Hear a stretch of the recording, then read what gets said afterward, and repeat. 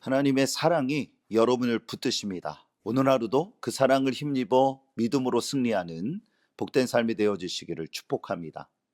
죄를 대하는 태도라는 제목으로 창세기 4장 1절에서 7절까지의 말씀을 함께 나누겠습니다.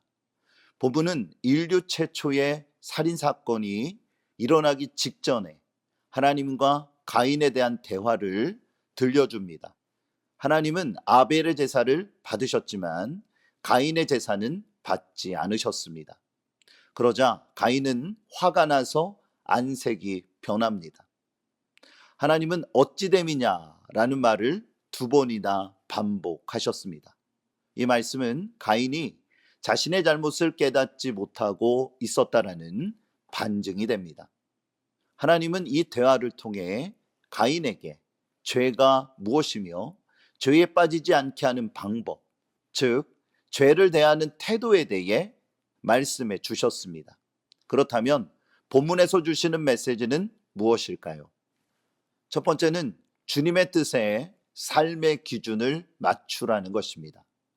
주님의 뜻에 삶의 기준을 맞추십시오. 본문 7절 전반절입니다. 내가 선을 행하면 어찌 낯을 들지 못하겠느냐? 선을 행하지 아니하면 죄가 문에 엎드려 있느니라. 죄의 원어적인 의미는 벗어나다 혹은 빗나가다라는 것으로 관역을 벗어난 화살을 말합니다. 즉 하나님의 뜻 안에서 인간의 마음과 행위가 벗어난 것이 바로 죄인 것입니다. 가인은 제사를 하나님이 아닌 자신의 기준에 맞추어 드렸습니다. 본문 5절입니다. 가인과 그의 재물은 받지 아니하신지라 가인이 몹시 분하여 안색이 변하니. 하나님은 가인의 재물이 형편없었다라고 말씀하지 않으셨습니다. 초점은 그가 하나님의 기준에 맞추어 제사를 드리지 않았다라는 것입니다. 이것은 하나님이 제사를 드리는 자의 마음 중심을 보신다라는 것을 깨닫게 합니다. 우리는 삶의 모든 일을 자신의 기준과 경험으로 판단하는 것이 아니라 주님의 뜻과 기준에 맞추어 살아가야 합니다. 특히 예배는 더욱 그렇습니다. 우리는 예배를 통해 어떠한 능력과 위로, 은혜를 받기 원하는 경향이 있습니다. 그런데 성경적인 예배는 하나님께 영광을 돌리는 것에만 집중하는 것입니다. 사랑하는 교우 여러분, 하나님으로 인해 만족하고 그분을 기뻐하는 것에 최선을 다하십시오. 시편 17편 15절에 나는 의로운 중에 주의 얼굴을 배우리니 깰 때에 주의 형상으로 만족하리이다. 가인은 그러지 못했습니다. 그는 하나님을 기만했고 그의 화살은 관역을 완전히 빗나갔습니다. 은혜는 하나님의 선물입니다. 그런데 우리는 선물을 주시는 하나님을 바라보는 것이 아니라 선물에만 초점을 두고 살아가고 있지는 않습니까? 바라기는 주의 뜻에 삶의 기준을 맞추는 여러분의 삶이 되어지시기를 축복합니다. 두 번째는 주님 안에 거하는 자가 되라는 것입니다. 주님 안에 거하는 자가 되십시오. 본문 7절 후반절입니다. 죄가 문에 엎드려져 있느니라.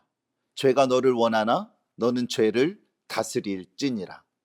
이 말씀은 죄가 가인의 문 앞에 엎드려 호시탐탐 그를 넘어뜨리기 위해 기회를 엿보고 있다라는 것입니다.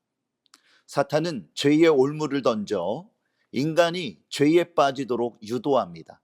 마치 사냥꾼이 새를 잡기 위해 올무를 쳐놓은 것과 같지요. 그들은 살며시 다가와 올무로 가차없이 생명을 낚아챌 것입니다. 잠언 22장 5절에 패역한 자의 길에는 가시와 올무가 있거니와 영혼을 지키는 자는 이를 멀리 하느니라. 하나님은 죄가 너를 원하나 너는 죄를 다스릴지니라고 말씀하셨습니다. 즉 우리는 죄의 종이 아닌 죄를 다스리는 자가 되어야 한다라는 것입니다. 가룟 유다를 생각해 보십시오. 그는 죄를 다스리지 못했습니다.